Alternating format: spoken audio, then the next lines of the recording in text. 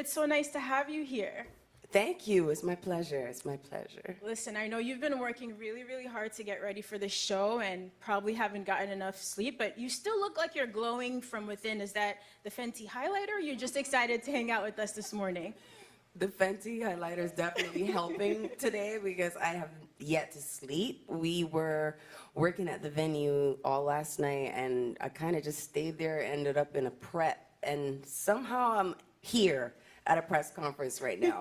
Here and smiling at a press conference, and you still have a long day ahead. You have rehearsals later. So, going into a show like this, we all know you're going to put on an incredible show, and we're so excited. But at the end of the day, you're still a human, right? And you still need to get yourself mentally ready for this. So how do you prepare for a date like today? I listened to Needed Me about 100 times this morning, and I felt good to go, but you probably have a better strategy. A day like today? And a day like Sunday. Sunday. No, that's the one. I mean, I've been so focused on the Super Bowl, I totally forgot that my birthday is coming up. I totally forgot about Valentine's Day. I am just like Super Bowl, Super Bowl, Super Bowl. So it's a lot of preparation, a lot of moving parts. And this is the week that it really is being tested. Everyone, we're just tightening up everything. Everybody's dialing in, everybody's tuning up, and a lot of moving parts. I mean, it's literally like 300 to 400 people breaking the stage down and building it back up and getting it out in 8 minutes. It's incredible. It's almost impossible. But if it's impossible, that means you could do it. Because you've always been that person who could do it. I don't know that I could do that in 8 minutes, but we're excited to do the Super Bowl.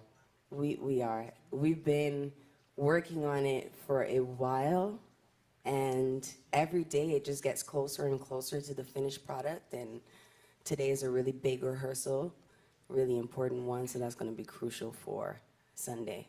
I'm excited to see that. And, I'm a big believer in timing, that some of the most special and magical moments in our lives, they line up in a way that I think that we can't always anticipate and predict. It's like the universe knows. So I'm wondering for you, what does it feel like for this performance to land at this moment in your life and in your career? It feels like it could have only been now. Yeah. I mean, when I first got the call to do it again this year, I was like, you sure?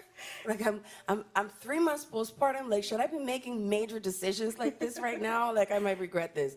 But when you become a mom, there's something that just happens where you feel like you could take on the world, you can do anything, and the Super Bowl is one of the biggest stages in the world. So as scary as that was, because I haven't been on stage in 7 years, there's something exhilarating about the challenge of it all. And it's important for me to do this year. It's important for representation. It's important for my son to see that. It is. You make taking on a new challenge look easy. And I know that it isn't, because again, you are a human being, but you've always seemed so brave and, like one to take risks. And I actually want to share something with you, because I think it's important for you to take a minute to reflect, which you probably haven't been able to do because you're so busy. So for anyone who doesn't know, a couple years ago, Rihanna released this beautiful coffee table book, and you got to take a journey through her life. And my favorite part was an excerpt. It was from, I think, her grade school report card. So here's what her teacher wrote about her. She is sure of herself and displays a positive attitude. I still see that today. She's friendly. She takes a leading role in group activities. She expresses her ideas clearly and intelligently, and she's very relaxed in acting out ideas. We have seen you evolve over the years, from your first album to becoming a mom and a businesswoman and a music powerhouse, but you still very much seem like that little girl in that report card. That was trippy to hear you read that out, because I feel like you were kind of describing me right now, especially the relaxed part. That's a Caribbean thing. It really is. Yeah, it seems like your values haven't changed over time, although you've obviously grown in a lot of other ways. It's true. It's true. A lot of my core values have never left me. A lot of the lessons I've learned in my earliest years, I have never forgotten. and I carry them throughout my life and my career. Your work ethic is definitely one of those things. Thank you. You are immensely talented, but it takes a special kind of person to put in the work that you've done over the years, and I think we're going to see that displayed, at the Apple Music halftime show on Sunday. So tell me what it was like actually putting this show together, starting with the set list. You went on this incredible run, I think, from your first album up until Unapologetics, where it seems like you never took a break, you never took some time off. So now that you're a few years removed from all of those songs, what was it like revisiting those to build a set list? The set list was the biggest challenge. That was the hardest part. Deciding how to maximize 13 minutes, but also celebrate.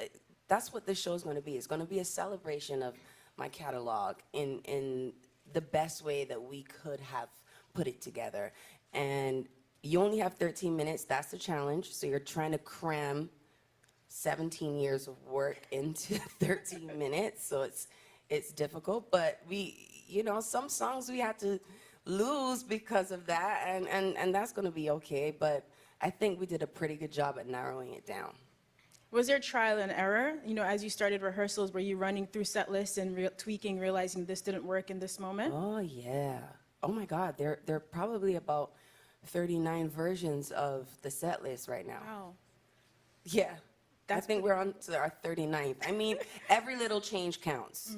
Whether I want like a guitar cut out, something muted, something added, or just put in a whole new song, or take out a whole song. Like, every time I make a change, something has to be updated, and that's a new version.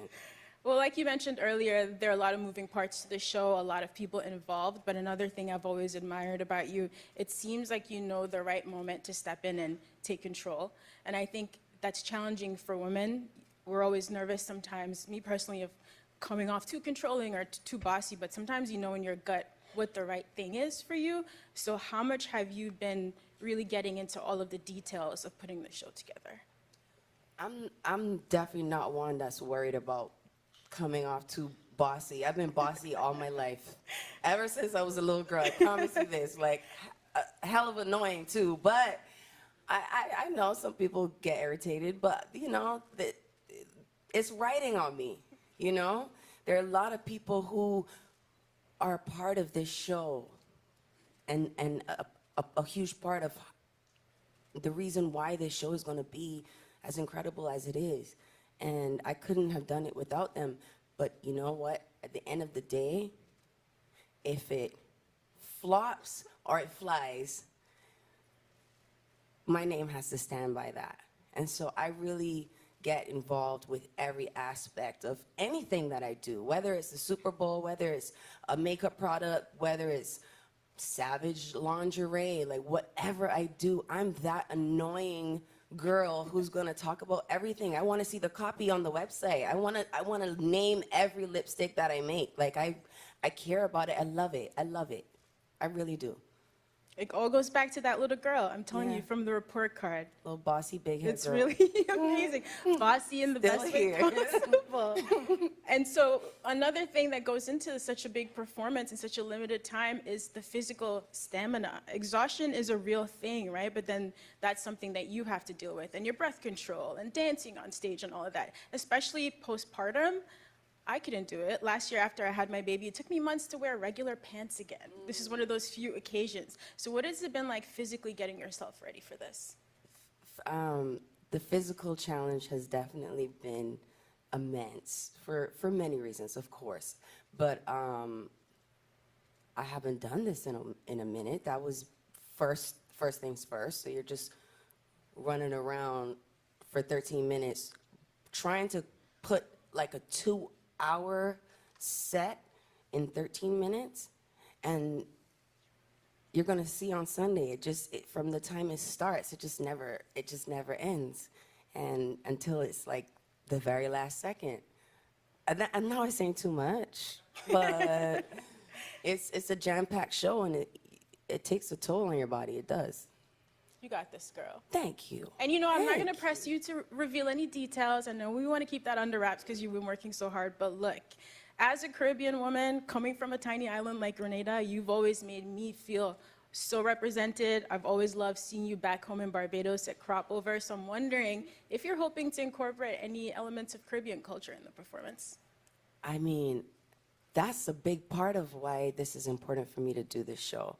Representation, representing for immigrants, representing for my country, Barbados, representing for Black women everywhere. I think that's really important. That's key for people to see the possibilities. And I'm honored to be here. I'm honored to be doing this year. I can't wait to see it, and we're so excited to have you back in music. You know, of course we've missed you, but you have a whole human being now to take care of, and I know it sounds like for you, work-life balance was not necessarily a thing because you always considered those the same, but is that different now having a child plus work? Yes, it's very different. The balance is almost impossible because no matter how you look at it, work is always something that's going to rob you of time with your child. That's the currency now, and that's where it goes. The magnitude of how much it weighs. When you make decisions on what you're going to say yes to, it has to be worth it. Mm-hmm. And this is definitely a moment that's worth it for you, right? For me, like for you, sure. what is the cultural significance for you of performing at the Super Bowl halftime show?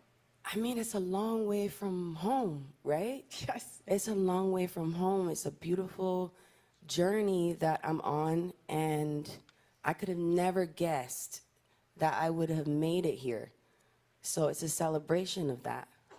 I'm excited to do that, and I'm really excited to have Barbados on the Super Bowl stage. It's a big moment for the whole Caribbean. Look, you have been a global superstar for a long time, but I need to say right now on the record, Caribbean women, we claim you as ours. That's okay. You better. Now, you've taken a few years off of music. You've been building the Fenty empire, which has been incredible to watch. But now that you're making that transition back to music, you also took some time to just live your life, to just take road trips, like things that you deserved after working so hard. So how was that period, and do you feel now refreshed and ready to get back to music? The pandemic kind of, in a weird way, forced me to slow down.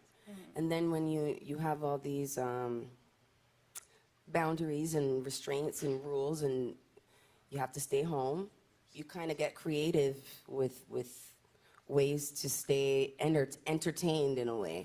And road tripping was one of those things that I've always loved. I just usually road trip while I'm on tour. That's That the road doesn't trip. count, though. I know, so I got to like feel the things I love about tour without having the commitment of the show every single day. It was just nice to appreciate that time. I really enjoyed it, actually. You deserved it. You seem like a workaholic, so I think you deserve some time off. And look, I'm not asking any questions about when music is dropping. I don't want any problems with you or with the Navy. But, you know, a couple years ago, you said that you were working on a project that would be reggae inspired. Those are your roots. And then also a project that would just kind of capture where you're going forward in this next chapter of your life. And when I talk about this with my friends, we would take anything. A classical album from Rihanna would also be fire. So I was wondering if you could just tell us a little bit about this chapter and how you're feeling musically in general. Musically, I'm feeling open. I'm feeling open to exploring, discovering, creating things that are new, things that are different, things that are off, weird, might not ever like make sense to my fans, you know, the people that know the music that I put out, that I just want to play. I want to have fun. I want to have fun with music. You should have fun with the music and have fun on that Super Bowl stage on Sunday. You put in all of the work. You're ready. This is in